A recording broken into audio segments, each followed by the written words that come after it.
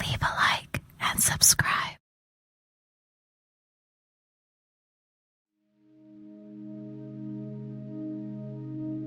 Who was Reggie Kray, other than an EastEnder in his mid-20s whose entire life revolved around crime, extortion, and violence, and the intense relationship with his twin brother? Driven by an unquestionable talent for manipulation, via the ongoing threat of bloodshed and aggression, and fervently cherished desire to be respected by all serious underworld players, by now the Kray twins were already local heroes. By the late 50s you'd have been hard pushed to find anyone in the East End of London who hadn't heard of them and what they were reputed to have done. The twins made sure of that. The 50s marked their inexorable rise to notoriety, from local bombsite gang warfare to heavy-duty gangster chic. Though along the way the brothers' own somewhat chaotic relationship with each other had started to shift.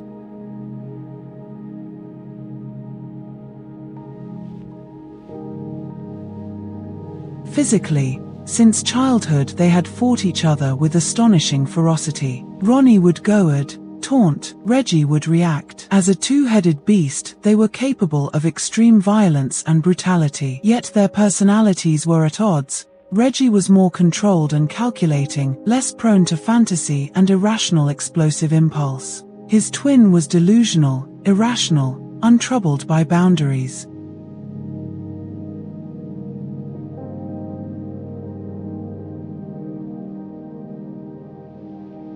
At 16, they had turned professional boxers, winning every bout they fought, known around the streets of Bethnal Green as the wildest of street fighters among the local gangs they already ran. They would have been just like the thousands of other street-fighting teenage thugs in their taste for violence, except for their penchant for truly vicious attack, sometimes cutting or slashing rather than punching. Ronnie preferred cutlasses, knives over razors, more power in the slashing. Nevertheless, they were cunning in their ability to get off the hook. A brutal beating and kicking of a local Hackney boy, involving a bicycle chain, saw the two 16-year-olds briefly remanded in custody, though the subsequent Old Bailey trial was eventually dismissed due to lack of evidence. A lead witness was quietly informed that giving evidence against the twins would result in a razor attack.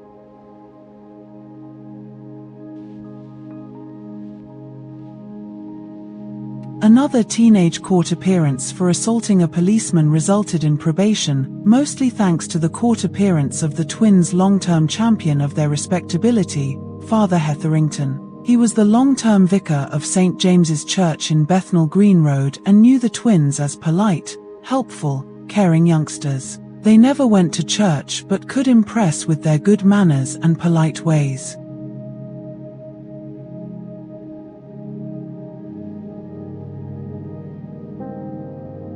In December 1951, when the three Kray brothers fought, with star billing, at London's Albert Hall, the promise of a professional career as sporting champions peaked and promptly faded. Everyone knew by then that Ron was too vicious, too undisciplined, to make it big time in the profession. That night, he lost his temper and was disqualified. Reggie, far more calculating, had everything a man required to be a boxing champion. He won. Their brother Charlie lost. Yet the twins' growing reputation for excessive violence outside the ring meant their career prospects dwindled right here and then. The boxing authorities rejected them, thanks to the twins' assault on the policeman referred to before.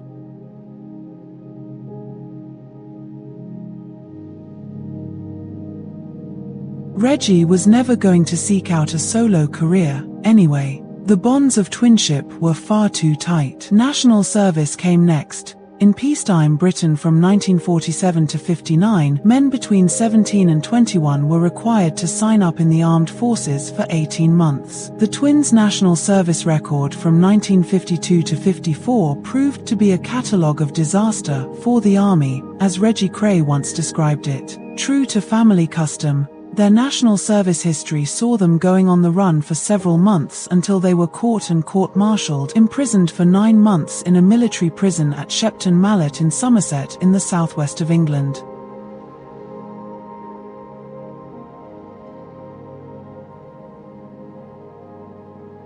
In the end, It was a dishonorable discharge. The duo merely used the imprisonment as a career opportunity to establish contact with other criminals and to enhance their own reputation. Within weeks of freedom, the twins, now 20, had sorted out an operations base, a shabby, run-down billiard hall, the Regal, near Bethnal Green in Eric Street, Mile End. The place was a wreck, already marked down for closure. They simply moved in, established their presence, and within days the word got round, this was where to find the twins. After a few weeks during which the Regal mysteriously became the scene of a series of violent outbreaks and nightly troubles, it all went quiet again. The owner, a sensible man, had accepted an offer from the twins, £5 a week rent, and the Regal Billiard Hall went into operation, a well-run refreshment bar and HQ for their varied activities. It became Kray Central.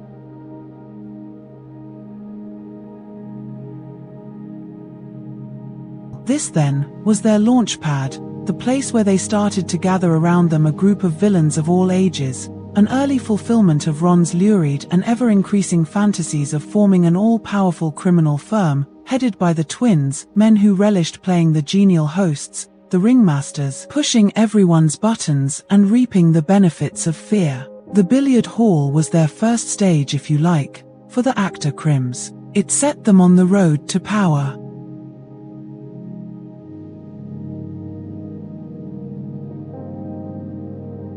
By 1956, they had established themselves as a distinct force to be reckoned with, running various kinds of protection rackets in their manner, the areas around Hackney, Mile End and out to Walthamstow, moving beyond protecting illegal bookies and gaming clubs, an income they dubbed pensions, extending their remit to protecting other places, such as used car lots. Any car dealer daft enough to refuse to pay up would get a nighttime visit from the twins' gang members, armed with sledgehammers and spray paint cans.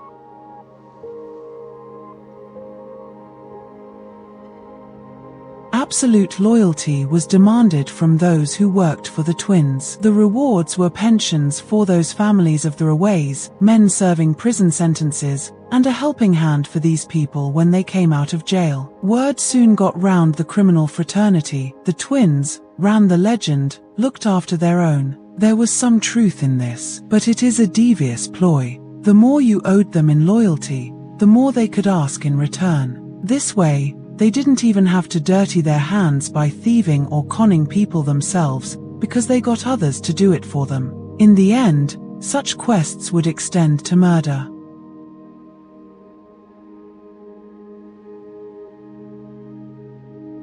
Reggie was by far the more businesslike of the pair. As far as he was concerned, it wasn't just about creating a reputation of fear of their violence. He saw it as a chance to make real money from the gambling clubs, pubs, and businesses that paid them for protection. As a clearinghouse, the billiard hall was a cover for many things: locked cubicles for thieves' tools, stolen goods stashed around the back, transport arranged for robberies, percentages taken on other crims activities. All highly lucrative, and Reggie was well organized.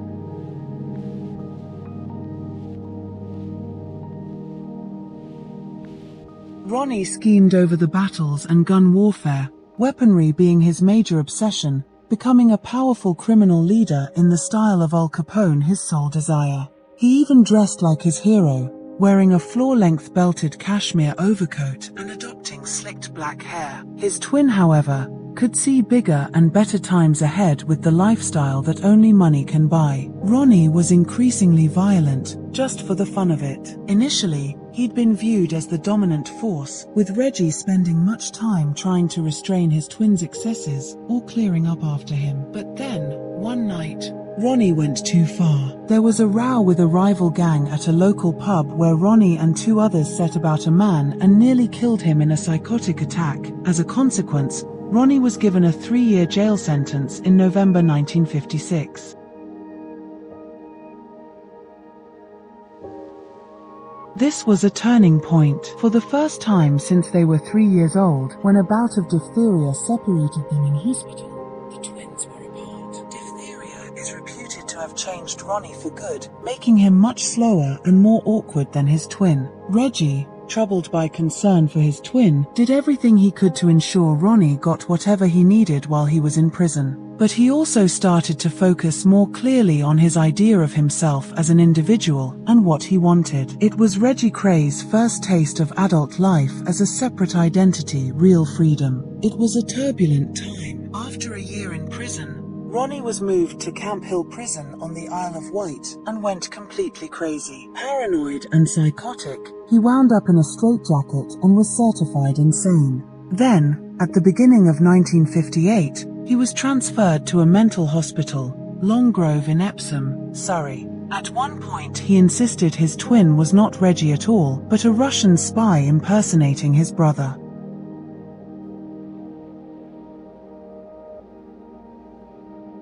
This, sadly, was just one of Ronnie Krays' many fantasies. Yet there was a tiny kernel of truth in the madness, because Reggie, no longer in daily contact with his twin, had started to become much more confident, less worried or suspicious of everyone around him. More his own man. In 1957, the business-minded Reggie had spotted a golden opportunity to make more money by creating something quite different from the billiard hall. His idea was a drinking club in the East End in the Bow Road, named after the twins, the Double R. Yet again, a semi-derelict building was transformed. Only this time, the clientele weren't all East End villains and crims. The majority of the regulars were smart couples, local celebrities, journalists, people in the know, who were all looking for a good night out, without any trouble. That was the point. Reggie could see that in order to attract the right people, you had to remove the element of violence and menace.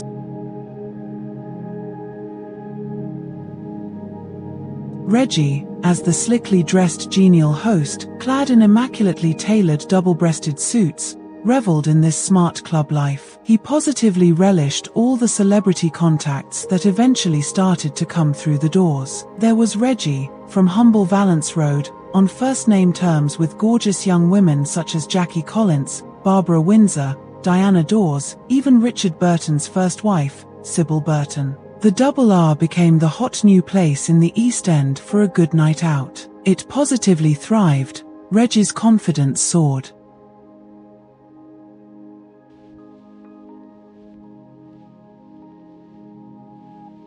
Cannily, he started to make even better contacts beyond the local villainy, men with real money to invest in criminal activity. He also started to enjoy life more in areas further away from his manor, going to upscale West End nightclubs or spending time in the countryside at weekends. Alone, he was a catch, a local lad made good. A 20-something with cash to splash. He was good-looking, immaculately dressed, drove expensive cars. He had a playboy image, and women wanted to be around him. It was a distinct sea change in the life of Reggie Kray, because up until that point, women or girlfriends didn't really feature in Reggie's life.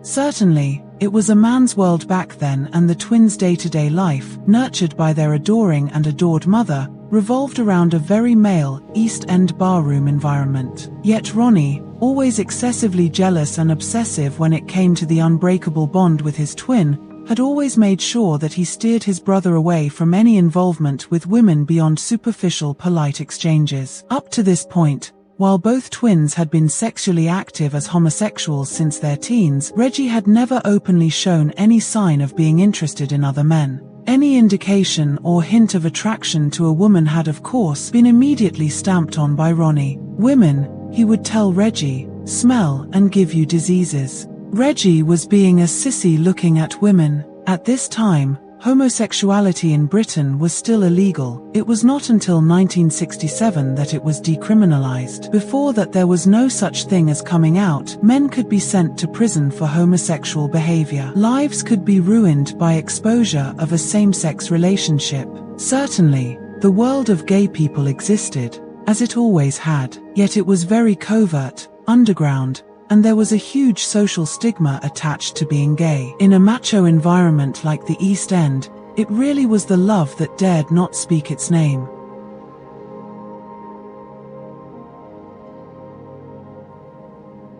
Ronnie wasn't exactly shy in his younger years about preferring men as sexual partners. So once the word was out that the laws would be changing, he made no attempt to hide his sexual preference for men, mostly younger guys in their late teens or early 20s, ideally straight or heterosexual men whom he'd claimed to turn. Later on, conversely, he claimed to be bisexual, eventually marrying and divorcing 2 women whilst serving out his 30-year sentence, though the reasons for these marriages were more to do with making money from the newspapers and improving his chances of release.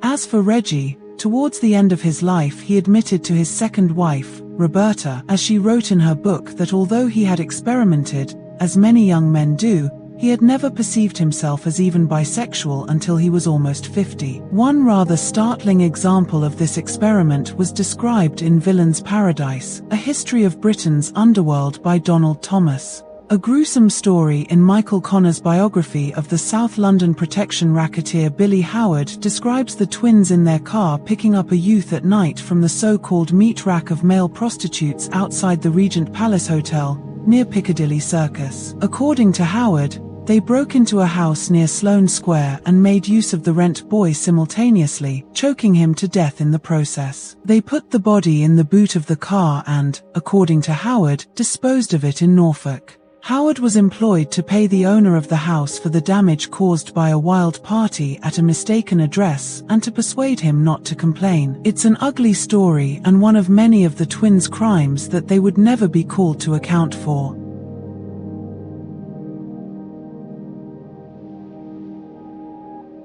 Yet whatever Reggie's sexual history, when he and his genial married brother Charlie were running the Double R, while Ronnie was inside, Reggie was not only increasingly drawn to the good life, he had also started to see the appeal of a more normal existence, involving a woman, and a nice home with marriage and children to complete the picture. Respectability versus criminality and violence. So at that point, without his twin goading him and dominating his existence, Reggie was beginning to think outside the box. Success and money, he started to reason, should also be bringing him the reward of this other, more acceptable, outwardly stable way of life.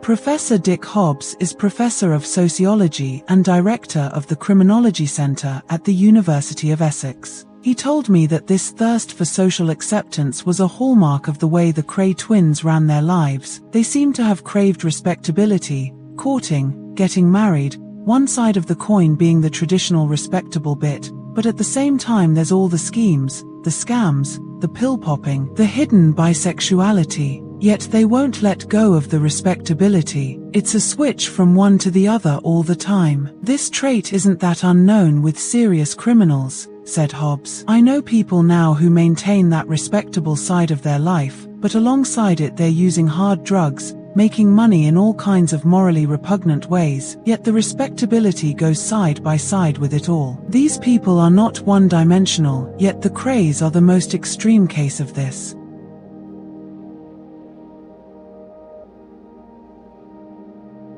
Hobbs explained that the era where the Krays flourished had a lot to do with it. The 60s are bookended by two major changes in the law, the end of capital punishment, in 1965, and the decriminalization of homosexuality in England and Wales, in 1967, between two men over 21 years of age. Those two changes define the Krays. They nearly faced the death penalty, hanging, but the gay thing could never be overt at the time. Oh, we always knew Ron was gay, their associates will tell you now. But did they really know? They were nicknamed Gert and Daisy, after a well-known female radio double act of the 40s, Elsie and Doris Waters, maybe because of their voices, which were lisping and quite high-pitched, not those of gruff Cockney stereotypes.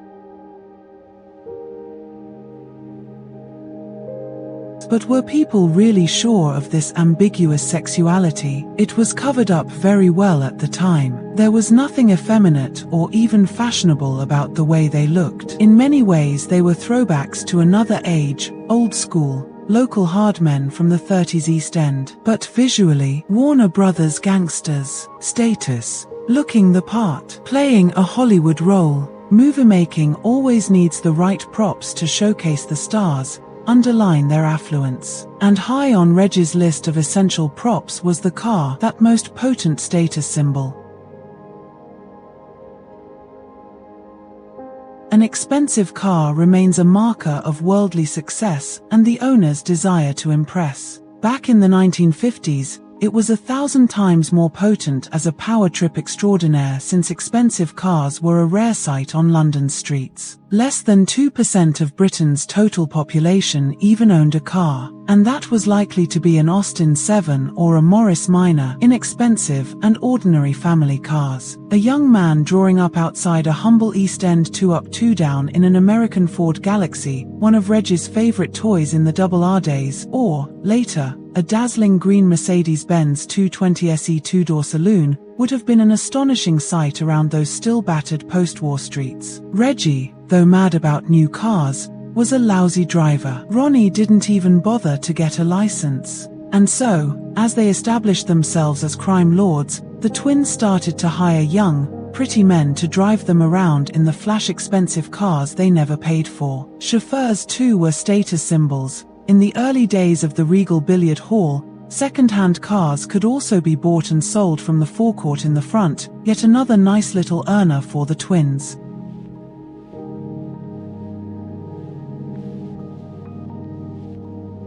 Whether it was through a chance meeting with the twins at the Regal, new faces, especially good-looking young men, tended to find themselves receiving drinks sent over by the twins with increasing regularity, or, as Reggie Kray preferred to tell it, via a friendship that started because he wanted a new car. It was Reggie's association with Frankie Shay Jr. that was the link that drew Reggie into Francis's life.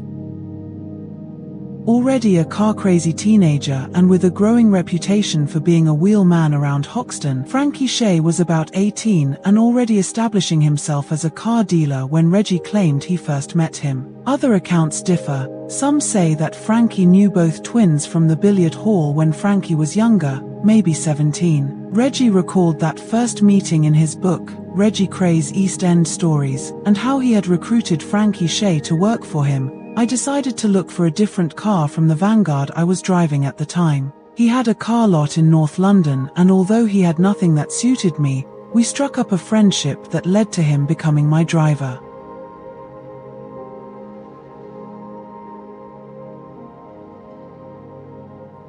He was a good-looking kid with brown eyes, dark hair, and an olive complexion. As a driver, he was the best I had come across, while his personality made him exceptional company. Frankie Shay reached his 18th birthday in October 1957. From correspondence written to his family in August 1959, it is clear that by then, he already knew Reggie quite well. That letter from the Young Offenders Institution also made brief reference to Frankie Jr. writing to Reggie, asking his parents to please post letters to Reggie and Babs, presumably a girlfriend, as soon as you can. At that point, judging by other correspondence from Reggie while in prison in July 1959, he wrote to Frank Shay Sr., saying he was writing to both Frankie Jr. and Francis. It is apparent that by then Reggie was already closely involved with the Shay family, and that he had recently started seeing Francis. She was then still 15, so Reggie's subsequent official recall of events in books, that he had met Francis while visiting Frankie at the Shay house when she was 16,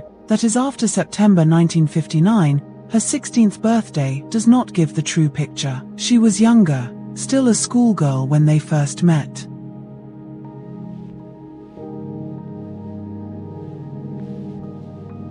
Indeed, in later prison correspondence to Francis in April 1961, Reggie himself recalled this, saying, "I've known you since you were 15 years old and have never stopped loving you all the time." Rita Smith's mother, May, was one of Violet Kray's sisters, an attractive, immaculately groomed 70-something blonde woman, just 3 years younger than the twins. Rita grew up next door but one to them in Valence Road. They'd pop in and out of each other's houses all the time. In many ways, she saw herself as a sister to them, more than anything else. Biased she may be, but family is family, and there is no doubting the sincerity of her affection for Reggie as they grew up together. Reggie was so nice when he was young.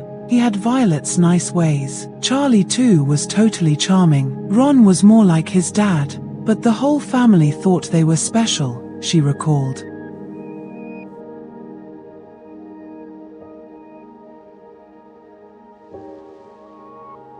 Rita vividly remembered Reggie, then in his mid-20s, telling her how he'd first met and fallen for Frances whilst she was still at school. He used to go round to the Shea house to see Frank, she remembered. That's when she would come in from school, and one day Reggie came to see me and said, "I want to ask you something. Frankie Shea's got a lovely sister, she's so nice, I do like her, but I think she's too young for me, she's still at school." I said, "When she leaves school, ask her out." And he kept on about her. Reggie said, "She's got lovely eyes. Don't you think I'm a bit too old?" I'd say, "Not really. If she wants to go out with you, what's the difference?" Reggie's relationship with Rita was, without doubt, a very strong one. He'd confide in her frequently. She recalled her surprise when he first mentioned Frances. This, she told me, wasn't really the Reggie Kray she knew. I'd never seen him like that before. Women, he could take them or leave them before he met her. He'd go out with these girls and they'd stay the night with him at Violet's. Then he'd drop them off in my mum's house next door, and they'd wait for him to come back. And he always picked good-looking girls. That day, on the doorstep of the Shea house, when Reggie knocked on their front door to be greeted for the first time by schoolgirl Frances, was certainly a moment in time Reggie would never forget.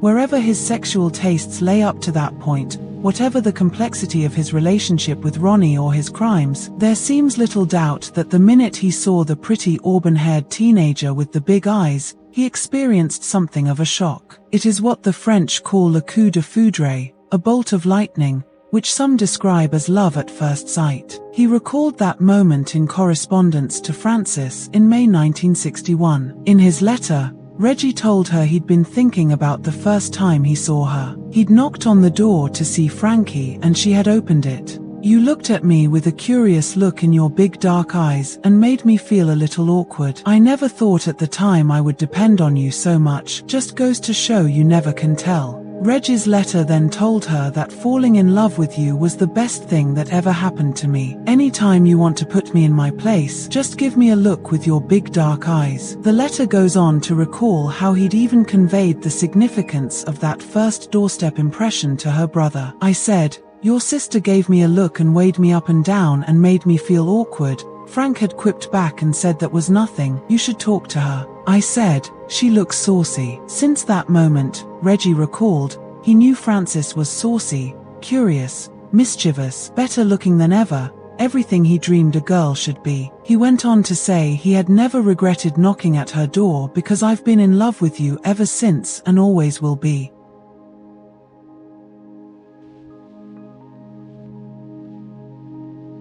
Whether it was Reggie's arrival in her life that led to Frances leaving school before her 16th birthday in 1959 or whether the decision had nothing to do with it is not known, but the fact remains that Reggie, on that memorable day, fell so in love with a pretty schoolgirl he could only dare discuss his romantic feelings with a woman he trusted since childhood. He would never have dared confide all this to his twin. He knew all too well what the response would be. It looks like he simply took Rita's advice and waited until Frances was working. There were, indeed, other serious preoccupations for Reggie in those years from 1957 to 60. His brother, for one, once certified insane at Long Grove, and prescribed a new type of drug called Stemetil, which seemed to curb his suicidal impulses and calm him down. Ronnie started to realize, on Reggie's visits, how successful his twin was without him and soon insisted he was cured and could go back to prison to finish his sentence. The doctors said no. He had to wait, but that wasn't likely to mean much to the twins because what followed was the Kray twins' legendary switch one day at Long Grove when Reggie came to visit. Both were dressed identically, and, at the time, it was very difficult to tell them apart. As a consequence of a cunningly hatched plan to fool the authorities and switch places, Reggie, of course, could not be detained once Ronnie had walked out and Reggie identified himself with his driving license. No crime had been committed. Ronnie had simply walked out of the mental hospital and into a waiting car. He was free. Then he was driven to a hideaway, a caravan in Suffolk. Without his medication, men from the firm were enlisted to look after him as best they could. But without the pills he really needed, Ronnie's madness, his paranoia, started to manifest itself again. In the end, Reggie took his twin back to London, found a trusted doctor, normally useful for repairing slashed faces, and managed to get the drugs Ronnie needed so badly to calm him down. Then the pair enlisted the help of a compliant Harley Street doctor who saw Ronnie and wrote a letter saying he was perfectly sane and could therefore be sent back to prison to complete his sentence, which he did.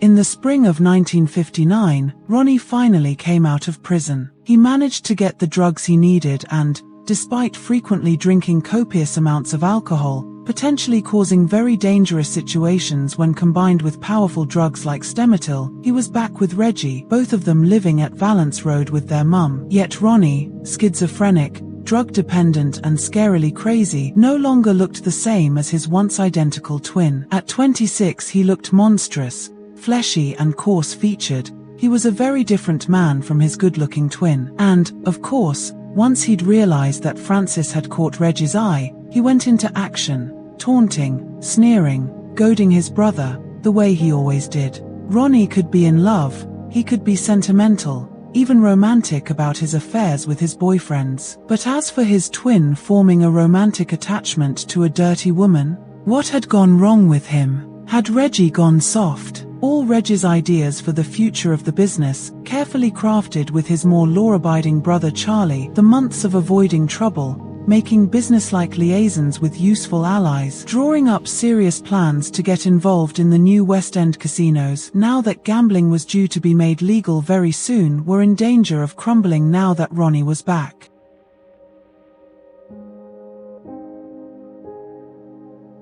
Ronnie seemed determined to destroy it all with more scheming, aggression, bloodshed and gang warfare. Reggie's plans for a more legitimate front for their activities were at risk of going down the drain. All Reggie could hope for now was business as usual, continuing to give his all to clear up any mess Ronnie left in his wake, as he'd always done. The madman and the mopper-up.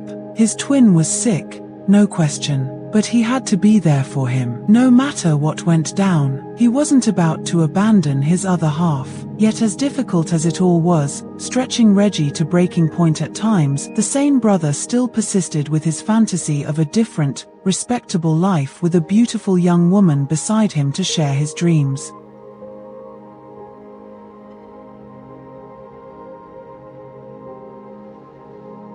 He'd found Francis. She was young, beautiful, and he was utterly captivated by her looks. She was bright, lively and, most importantly, virginal, untouched. And he was a young man, still in his 20s with a future before him. Whatever had happened before that moment on the chaise doorstep, nothing was going to keep him away from her, his dream girl, whom he vowed to convince of his love. Yes, he had gone soft. To the world he was a tough hard nut, a criminal with a mad twin. But now he was bewitched by a teenage girl. He was crazy about Francis Shay, and he had a big advantage over other men because he had everything a guy needed to tempt her: money, cars, travel, nightclubs. What girl wouldn't want to be treated like that?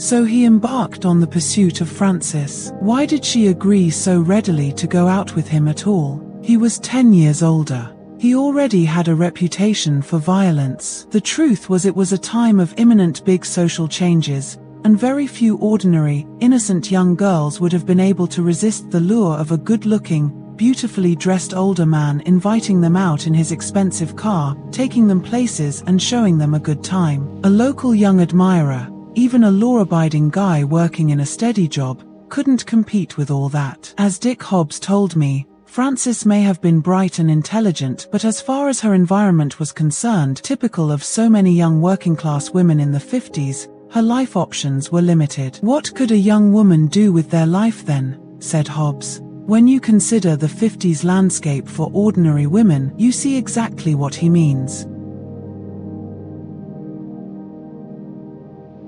Like her mother, Frances's expectations were a low-level job, followed by courtship with someone from a similar background, then marriage and kids. No travel, no career, and ultimately, no financial independence once the children arrived. Women couldn't get a mortgage, buy a car, or even rent a TV unless their husband or father countersigned. Abortion was illegal. The contraceptive pill was still in the future. And as far as society was concerned, the only sex was within marriage. Divorce was out of reach too, as it was difficult, costly, and usually disastrous for a woman's reputation. It was so unusual in those days to be wooed by one of these men, a local man who had money, said Hobbs.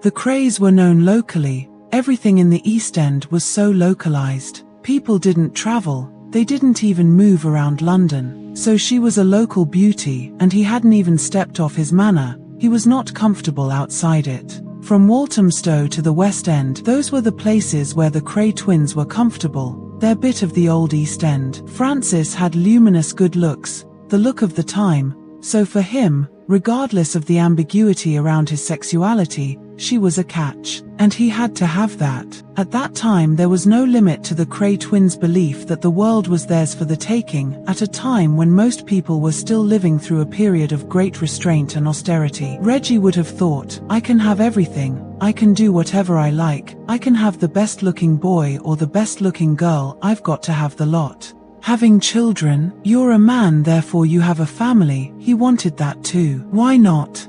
Reggie liked to present himself as a traditional East End male, don't swear in front of women, have kids, look after old people, give to charity. In reality, he wanted it all, boys, girls, money, fame, everything.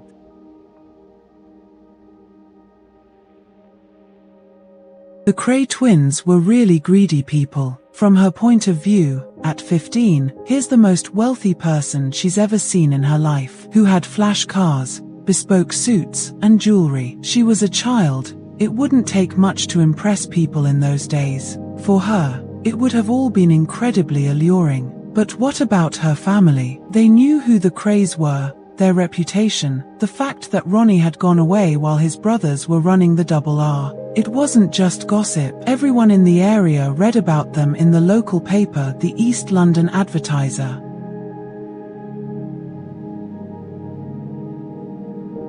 Frances's parents already knew that Frankie had been friendly with Reggie for some time. Why were they willing to accept that this older man wanted to take their daughter out, dazzle her with the bright lights? Elsie Shea surely had her doubts. She understood that the Krays' well-honed facade of respectability, their legendary generosity to charity, was a cover for the traditional compulsion of East End hard men to inflict harm by violence. Yet initially she kept her counsel. Her husband was impressed with Reggie's polite ways, his soft voice, his good manners. You could see, he argued, that Reggie was respectful, not a man to take liberties, whatever people said about the twins. Their Franny was safe with him, but it was Frankie Jr., as attractive as his sister, as personable a young man as anyone would wish, who already knew quite a bit more about Reggie Kray than he dared to let on. Car dealer Frankie was becoming a bit of a wide boy. He too was attracted to the good life, the flash cars, the smart suits, the West End drinking clubs. As a result, he'd gone the way of many young Hoxton boys and had not been discerning or cautious in the company he kept. He'd been in trouble with the law even after the stint at the Young Offenders Institution. Frankie knew what he knew, and his sister, the tiny baby he'd cuddled as they huddled for safety under the kitchen table, was very close to his heart. But the young man stayed silent, didn't attempt to interfere with this new development or put in his 2 bobs worth. It was a mistake that would go on to haunt Frankie Shea for the rest of his life.